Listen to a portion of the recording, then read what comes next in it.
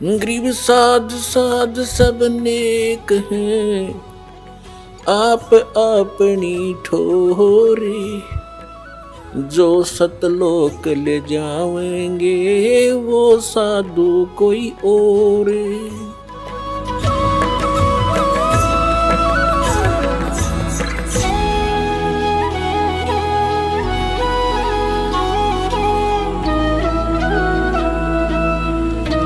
ಪರಮಾತ್ಮ ಹೇಳುತ್ತಾರೆ, कह कबीर अंत की बारी, ಲಾಸ್ಟ್ ಸಮಯದಲ್ಲಿ, ಅಂತ್ಯದ ಸಮಯದಲ್ಲಿ, ಮೃತ್ಯುವಿನ ಸಮಯದಲ್ಲಿ, ಆವಾಗ हाथ झाड़ जैसे चला जुआरी, ಹೇಗೆಂದರೆ ಯಾರಾದರೂ ಜೂಜಿನಲ್ಲಿ ಸೋತು ಹೋಗುತ್ತಾನೆ, ಲಕ್ಷಾಂತರ ಕಳ್ಕೊಳ್ತಾನೆ ಮತ್ತು ನಂತರ ಕೈಗೆ ಕೈ ಉಜ್ಜುತ್ತಾ ಹೋಗುತ್ತಾನೆ.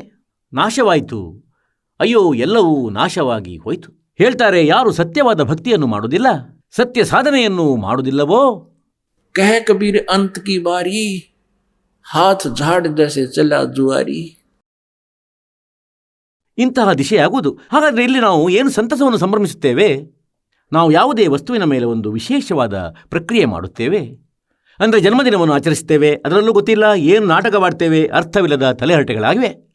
ಭಗವಂತ ಪುತ್ರನನ್ನು ಪುತ್ರಿಯನ್ನು ನೀಡಿದ್ದಾನೆ, ಅವರ ಪಾಲನೆ ಪೋಷಣೆ ಮಾಡಿ ಅವರನ್ನು ಓದಿಸಿ ಬರೆಯಿಸಿ ನಂತರ ಅವರಿಂದ ಭಕ್ತಿಯನ್ನು ಮಾಡಿಸಿ ಜೊತೆಯಲ್ಲಿ ಅವರಿಗೆ ಒಳ್ಳೆಯ ಸಂಸ್ಕಾರವನ್ನು ನೀಡಿ ಆ ಮಕ್ಕಳಿಗೆ ಇಷ್ಟೇ ಕೆಲಸವಿರುವುದು. ನಂತರ ಅವರ ವಿವಾಹವನ್ನು ಮಾಡಿ ಮತ್ತು ತಮ್ಮ ಭಕ್ತಿಯನ್ನು ಮಾಡ್ತಾ ಇರಿ, ಅವರು ಕೂಡ ಭಕ್ತಿ ಮಾಡಲಿ, ತಾವೂ ಮಾಡಿ, ತಾವೂ ಪಾರಾಗಿ ಮತ್ತು ಆ ಮಕ್ಕಳನ್ನು ಅದೇ ದಿಶೆಯಲ್ಲಿ ಸಾಗಿಸಿ ಅವರದು ಕಲ್ಯಾಣವಾಗುವುದು. ಆಗ ನೀವು ನಿಜವಾದ ತಂದೆ ತಾಯಿಯರು. ಪರಮಾತ್ಮ ಹೇಳ್ತಾರೆ, माता सोए सराइए जो पुत्र दे उपदेश,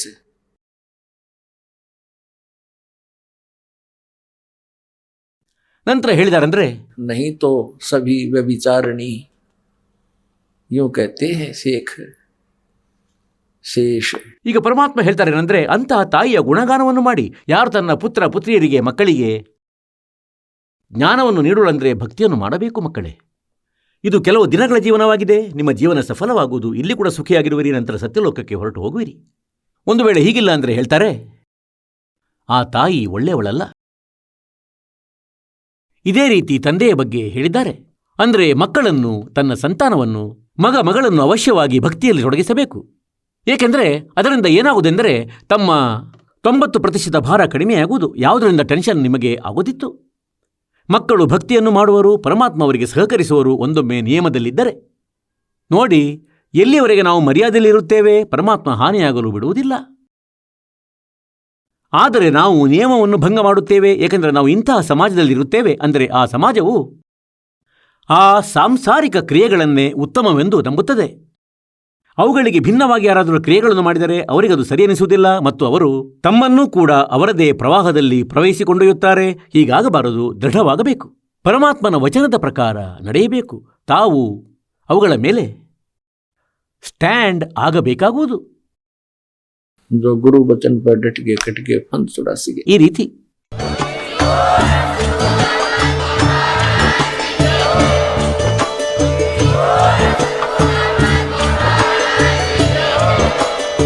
ನೀವು ಕೇಳಿದ್ದೀರಿ ಜಗದ್ಗುರು ತತ್ವದರ್ಶಿ ಸಂತ ರಾಮ್ಪಾಲ್ ಮಹಾರಾಜರ ಮಂಗಳ ಪ್ರವಚನ. ಹೆಚ್ಚಿನ ಮಾಹಿತಿಗಾಗಿ ವಿಸಿಟ್ ಮಾಡಿ ನಮ್ಮ ವೆಬ್ಸೈಟ್ www.jagadguru-rampalji.org. ಸಂತ ರಾಮ್ಪಾಲ್ ಮಹಾರಾಜರ ಶುಭ ಆಶೀರ್ವಾದದಿಂದ ಇಡೀ ವಿಶ್ವದಲ್ಲಿ 500ಕ್ಕೂ ಹೆಚ್ಚು ನಾಮದೀಕ್ಷಾ ಕೇಂದ್ರಗಳಿವೆ. ಇದರಲ್ಲಿ ಸಂತ ರಾಮ್ಪಾಲ್ ಮಹಾರಾಜರಿಂದ ನಿಶುಲ್ಕವಾಗಿ ಆನ್ಲೈನ್ ನಾಮದೀಕ್ಷೆ ಕೊಡಲಾಗುತ್ತಿದೆ. ತಮ್ಮ ಹತ್ತಿರದ ನಾಮದೀಕ್ಷಾ ಕೇಂದ್ರದ ಮಾಹಿತಿಗಾಗಿ ಸಂಪರ್ಕಿಸಿ 888 444 7302.